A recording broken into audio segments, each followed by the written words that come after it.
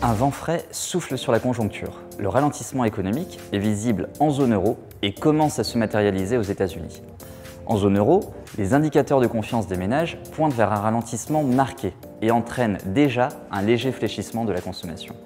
L'industrie bénéficie de la reprise des chaînes de valeur, mais reste pénalisée par l'énergie. Dans ce contexte, la difficile réouverture en Chine représente un facteur d'incertitude supplémentaire.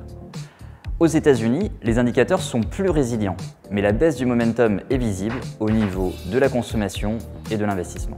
De part et d'autre de l'Atlantique, la bonne nouvelle est à chercher du côté de l'emploi. Les deux zones sont proches du plein emploi et on n'observe pas de détérioration notable pour le moment.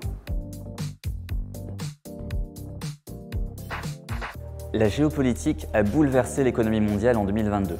Ce conflit n'est pas une constante, mais demeure déterminant dans les perspectives 2023. Le thème dominant devrait rester l'inflation.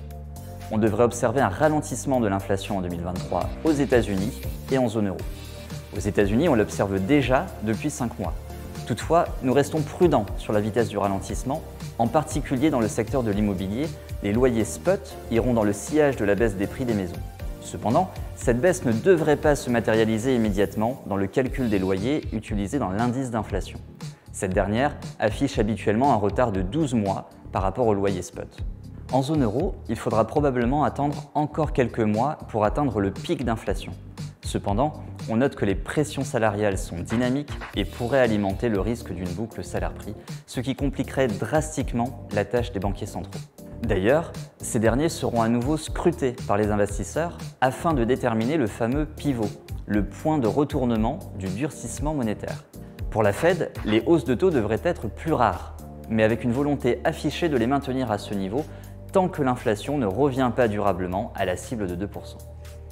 La BCE maintient une position encore plus ferme et promet plusieurs hausses de taux significatives afin de combattre une inflation sous-jacente révisée à la hausse. En parallèle, elle devrait entamer la réduction d'une partie de son bilan, en particulier l'Asset Purchase Programme, à partir du mois de mars, au rythme initial de 15 milliards d'euros par mois, soit la moitié du montant maximum possible sur la période.